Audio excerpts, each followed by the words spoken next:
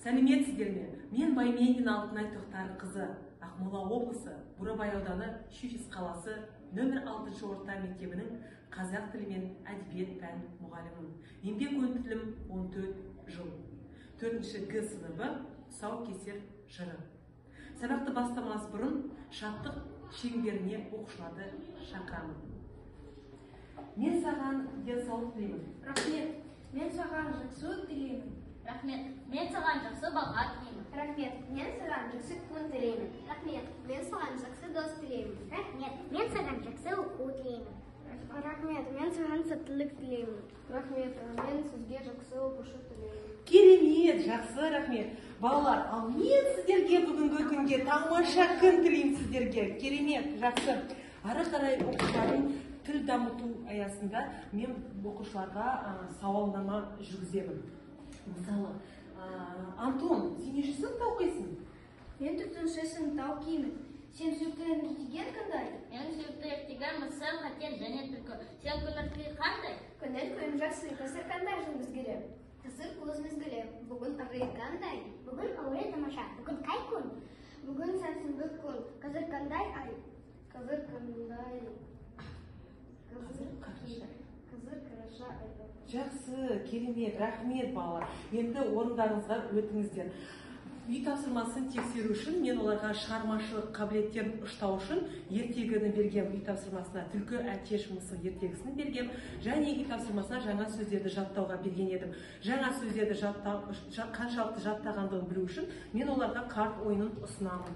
Карт ойынын ұсынамын. Өтіңіздер, карт ойынын. Отырыңыздар. Барлықтарымыз карт ойынын ойнаймыз. Отырыңыздар. Бұл карт ойынын мен яғни қазақша және орысша беремін. Міне таратамын. Олар келіңіздер, отырыңыздар. Мен бұларға картты таратамын осылай. Міне карттарды таратамын осылай тез-тез. Содан кейін оларға Аружан кел. Міне осылай таратамын. Бұл балалар алма, Рауан баста. Алма кетті домала. Кеше бойы жағала. Кім алмады табады, сол ойынны шығады. Керемет, Зарина, келесі жол сіздікі жүре ғой. Обещание.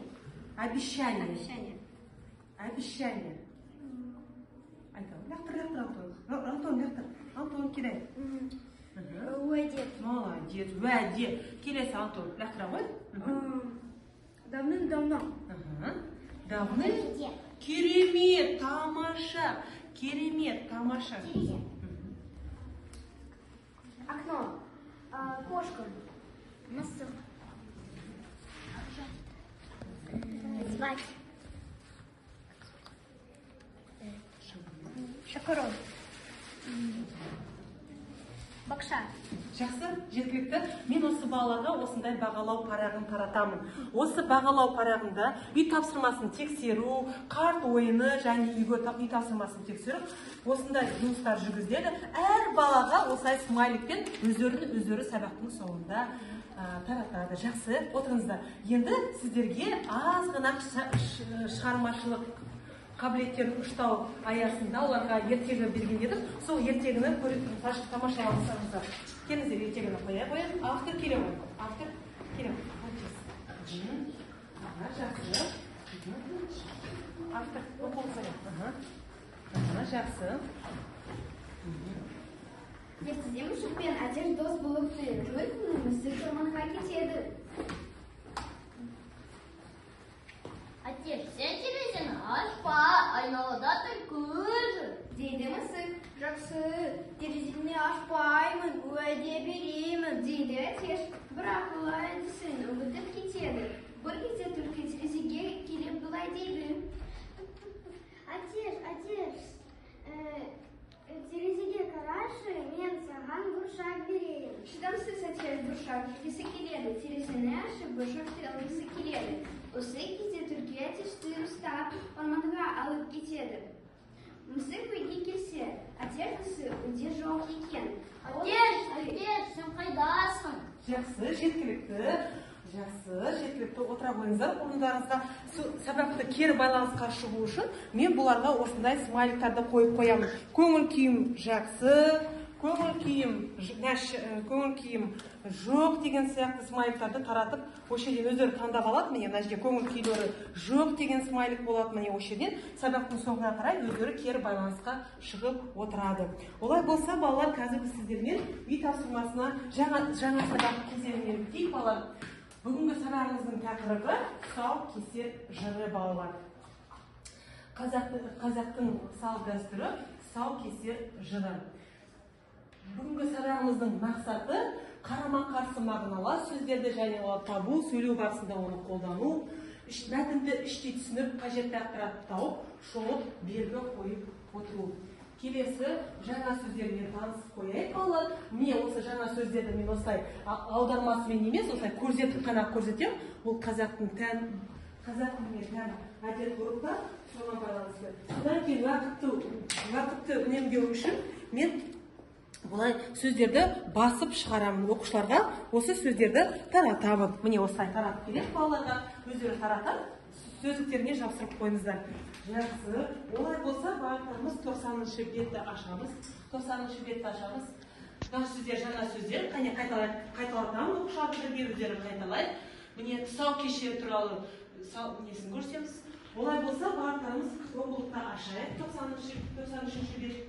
90-шы бетті ашамыз. 90-шы бетті бағыттарымыз ашайық. Ашамыз. 90-шы бет. Оқулықта ашамыз. 90-шы бет 90-й страницу открываем. Ашамыз. 90-шы бетті ашамыз. Жақсы. Тұсаукесер мәтінін оқытамыз. Тұсаукесер мәтінін оқимыз, бастаймыз. Ал роман бастай ғой. Тұсаукесер рәсімінен қазақ халқының салт дәстүрін, мәдениет көруге болады. Жақсы, келесі аңқын оқы ғой. Дәстүр бойынша сәбидің тұсауын сыйлы өнегелі адам кеседі. Өнегелі, Зарина оқы ғой. Ол адам сәбиге өзінің телеген айтып батасы береді.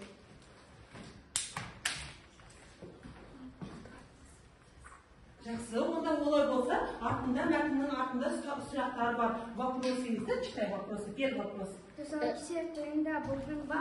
Жақсы, тұсаукесер тойында болдың ба? Кто может ответить? Тұсаукесер тойында болдың ба? Ал, Абушан айта бар. Мен тұсаукесер Тойында болдым. Жақсы, керемет, тамаша. Міне осылайша олар ауызша жауап береді. Одан кейін мен бұларға есте сақта грамматиканы түсіндіремін.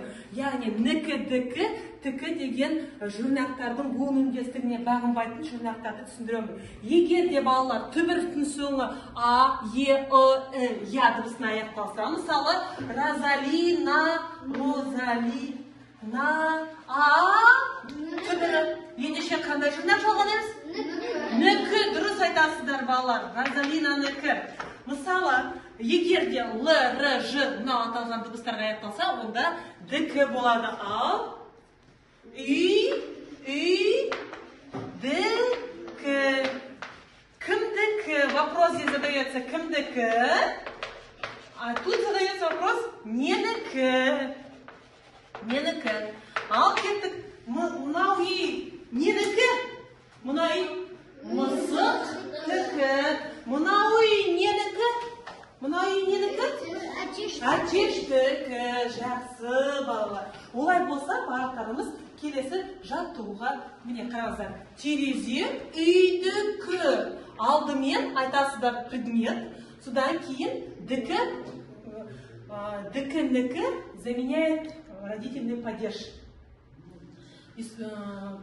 Показывает, подчеркивает принадлежность предмета. Например, үйдікі. Что үйдікі? Терезе үйдікі. Жапырақ гүлдікі. Значит, вот этот жапырақ, листья принадлежат цветку, да? Ал балалар, олай болса, қазір сіздермен жаттығу орындайық. Жаттығуды біз сіздермен келесі. Балалар, жаттығуды орындайық, жазбаша. Олай болса, 91-ші бетті ашамыз. 91-ші бетті ашамыз. Міне, 92-ші бетті ашамыз. 4-ші тапсырма. Сенің ала жібін. Қалай болады сіздерге? Сенің ала жібін. Егер де біз оны тәуелді формасына, дікі формасына айналдырсақ. Кеп, артаға шығамыз. Кім шығады? Смағұл, келіп отыр. Сенің, читай первое предложение. Сенің Алла жібін. Сенің Алла жібін. Как мы сформируем?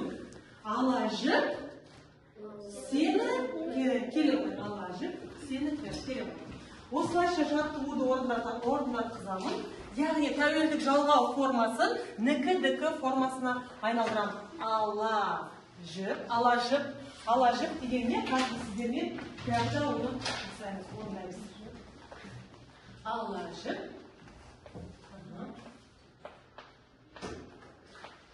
Ала жіп сенікі.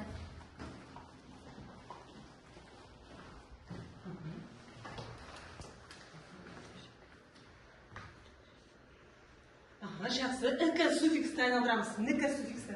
Олай болса, балалар, мен қазір сіздерге тұсау жыры әнін, тұсау жыры рәсімі қалай өтетіндігін көрсетемін. Келе ғой, көрсетемін. Ұстаймыз. Келе ғой.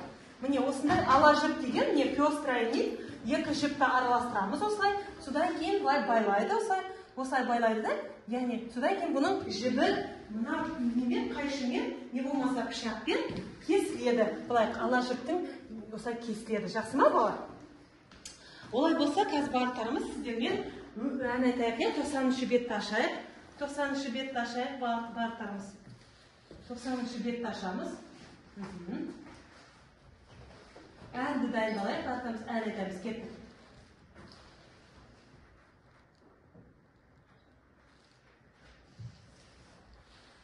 Барлықтарымыз.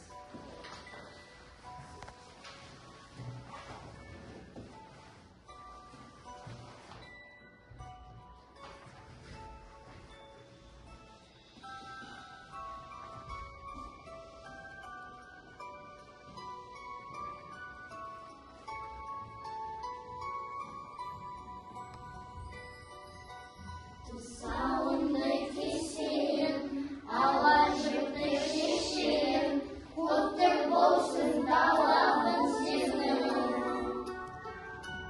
Бүгін үшін көңілмен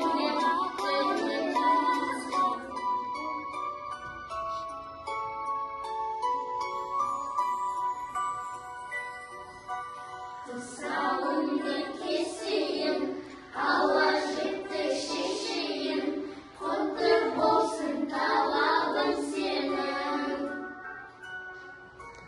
Бүгін үшін көңілмен тілегім бұл өмірден, тұсалмасын қадамың сенің.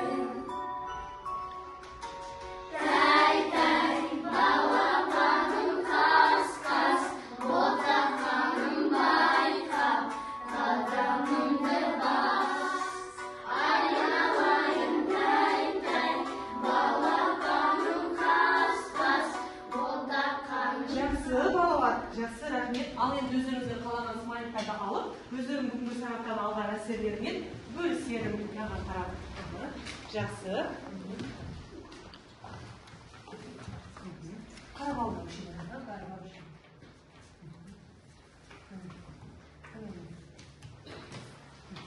жақсы. Ала қойыңыздар. Кері байланысты осылайша